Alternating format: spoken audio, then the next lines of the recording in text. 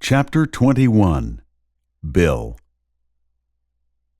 The half-inch goldenrod spider clung motionlessly just below the unopened bud of the coreopsis. Its white abdomen had what looked to Corey like pink lightning bolts on its side. Judging by its size, it was likely a female.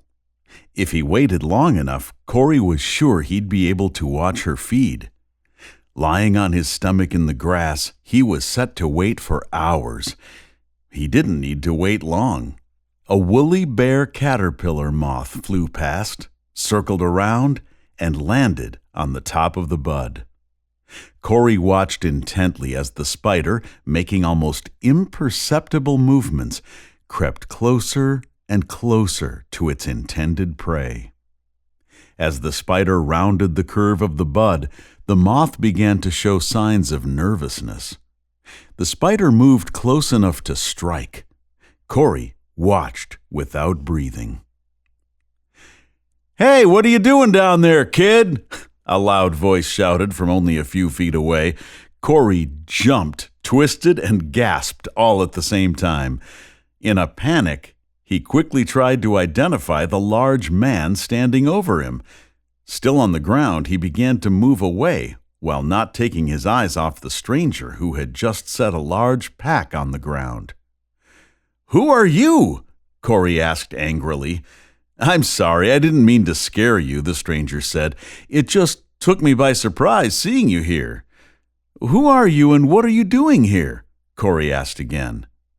"Look, I'm really sorry I scared you," said the man, picking up his pack and taking a step backwards.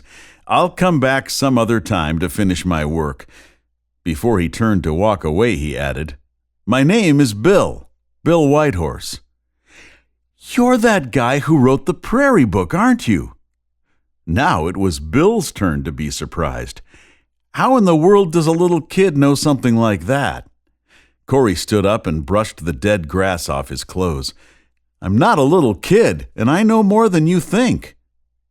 "Let me ask you the same question then," Bill said. "Who are you?"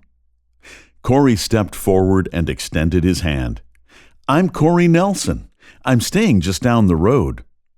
Bill Whitehorse shook his hand, held it for a longer time than would have been expected, and smiled. This made Corey nervous. "What's wrong?" he asked, unsure of how to read Bill's reaction. "I didn't know why I didn't see it right away." "See what?" "You look so much like Tom. It's amazing. You knew my dad?" "I worked with your dad for a few years in Madison. We shared an office. He was a great guy and a hell of a botanist. I knew your mother, too." "I'm really sorry." A chill passed through Corey. In the 5 months since he'd left Madison, Bill was the first person he'd met who'd actually known his parents. "I was in Kenya when I got the news. There was no way I could have made it back for the funeral." "The only person my dad ever talked about in Kenya was some guy named Stogie." Bill pulled a cigar out of his pocket and said, "That's me, Stogie, a.k.a. Bill Whitehorse. When we were working on our doctorates, I had the bad habit of smoking cigars to stay awake. Once your father even locked me out of the office until I promised not to light up. We did have some fun together. Then I went on to Ohio State to take a teaching position. If it weren't for email, we would have lost track of each other long ago. I just moved back to Madison a month ago to start this new job." Bill put the unlit cigar back into his pocket and asked, "How old are you, Corey?" "I'm 13. "You would have been about 3 years old when I left Madison." "I've grown a little since then." "I'd say. So what's a 13-year-old kid doing in a place like this?" "I like it here. There are all kinds of cool plants, and the birds are great. I almost got to see a goldenrod spider have lunch, but someone interrupted me."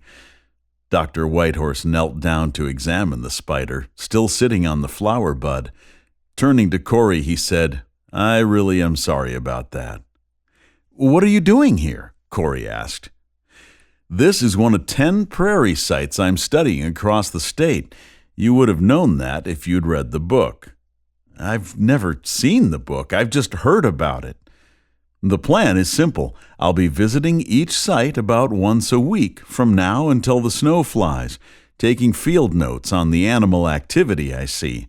I'll also be collecting seeds from the prairie plants and replanting them nearby to start a new prairie. Prairie restoration. Cool, but 10 sites? I said the plan was simple, not easy. What's in the pack? Corey asked. Just basic field supplies, a laptop, cellular phone, and a GPS unit. What's a GPS unit? It stands for Global Positioning System. It uses satellites to tell us exactly where we are. Sounds pretty high-tech to me. I have a pencil and a pad of paper, too. For the next hour, the two naturalists talked about the things they had in common, prairies and Tom Nelson. As they walked along a deer trail that twisted its way through the Barrens, Bill was impressed by everything Corey knew. It was clear that, by nature or nurture, Corey was very much like his father. They made their way back to Bill's car as it got close to 3 o'clock. Corey was expected home to do chores, and Bill was expected at his daughter's softball game back in Madison. As Corey got on his bike, Bill reached into the back seat of his car. "Here," Bill said, handing Corey a copy of his book. "You can read it if you need help falling asleep." "Thanks. If nothing else, at least read the first page." Corey rode home one-handed. He couldn't wait to tell Ben and Ellen about Bill Whitehorse. At first, Ellen was a little concerned about Corey meeting a stranger who said he knew him. After he showed her the book, she relaxed. "If you run into him again, ask him to stay for dinner. We'd love to meet him." Later that evening, Corey sat in bed with the book, beginning with the first page. "This book is dedicated to my wife and daughter, who taught me the meaning of joy, and to my good friend Tom Nelson, who worked to save the natural world he loved, for the sun he loved even more." Corey closed the book while fighting back tears.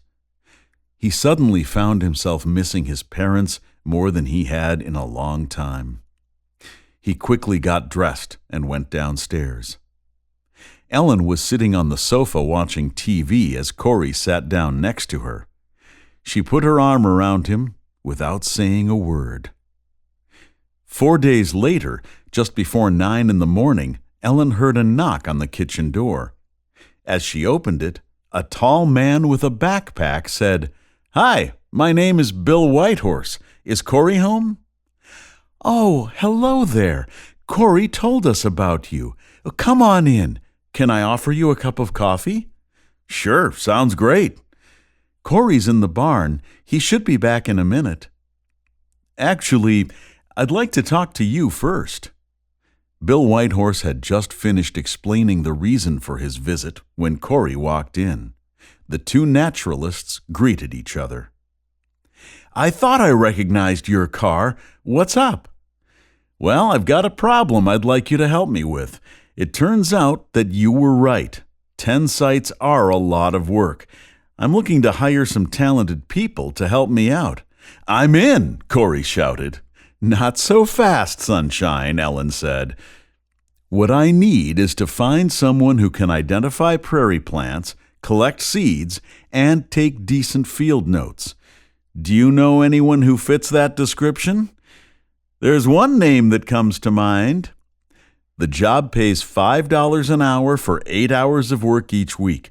I'll expect you to mail me your field notes once each week, along with a sample of the seeds.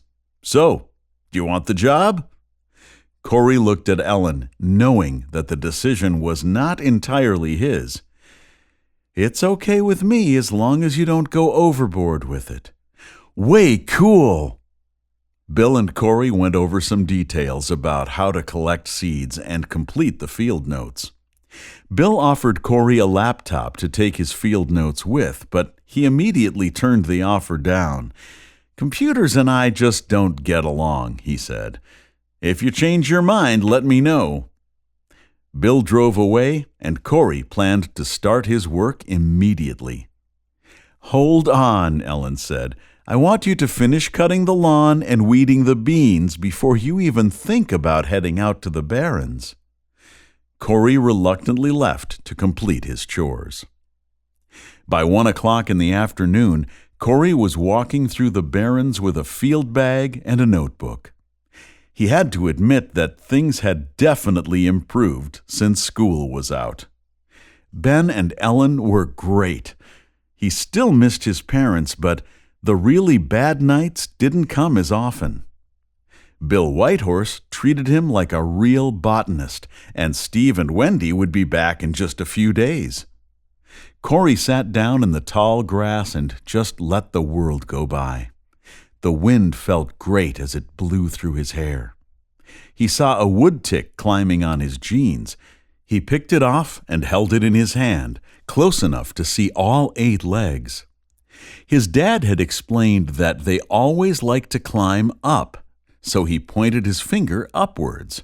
Sure enough, it climbed to the top of his finger. He pointed his finger to the ground, and it changed directions and headed toward his wrist. The predictability of the tick was refreshing. Not too many things in Corey's life had been predictable. How would it climb in zero gravity, he wondered. When I become a graduate student, I'll design an experiment to check it out. He flicked the tick into the grass and made a note to be sure to check his clothing for other ticks before he got home. A baby 13-lined ground squirrel, looking like a skinny chipmunk, popped its head through the grass and looked at Corey. More curious than afraid, it stood on its hind legs and stared at him. Corey laughed, and it ran away. Tree swallows dived at Corey's head and scolded him as he walked deeper into the Barrens. The birdhouses set out by some Boy Scout troop must be full of eggs, Corey thought. In the distance, a northern harrier hawk worked the field, looking for mice, and the sandhill cranes were showing their chicks how to catch bugs. With a notebook full of information, Corey took a quick swim in the duck pond and headed home to fill out his report. It was an incredible day. High above him, an eagle flew lazy circles. Corey saw it, but told himself he hadn't. Corey's report. Wisconsin Prairie Remnant Inventory Field Notes. Location, Mary G. Lincoln Wildlife Area. Date, July 2nd. Weather conditions, sunny, 85 degrees, light winds. Researcher, Corey Nelson. Plants in bloom, spotted knapweed, black-eyed Susan, monarda. Seed collected, lupin, prairie smoke, spiderwort. Wildlife, tree swallows, northern harrier, 13-lined ground squirrel, bluebirds, sandhill cranes, wood ticks. Narrative. Bill, I hope this is what you're looking for. The bluebirds were working on their nest, the swallows were attacking my head, the crane chicks are about the size of big footballs, and they are yellow-brown. I noticed a lot of spotted knapweed along the roadsides in this area. How come it isn't a problem here in the Barrens? Thanks again for letting me do this. Corey. Letter from Bill Whitehorse. July 5th. Hi, Corey. Your field report was exactly what I was looking for. You will need to work on your spelling. Also, baby cranes are called colts. As far as spotted knapweed goes, here's my short lecture. It was first planted in gardens because the purple flower was pretty and it was easy to grow. Now it has invaded millions of acres of grassland all over the United States. Knapweed will thrive on any disturbed soil. That's why it's found along the roadsides and doesn't grow in the middle of the Barrens. Wildlife can't eat it, and it has reduced the carrying capacity of the grassland by up to 90% in some areas. Some studies show that knapweed gives off chemicals which kill the surrounding vegetation. The plant's many seeds can stay dormant in the soil for years, so even if you kill the knapweed you see, more will be back next year. Keep up the good work. Say hello to Ben and Ellen for me. I'll be by to see how you're doing in a few weeks. Bill.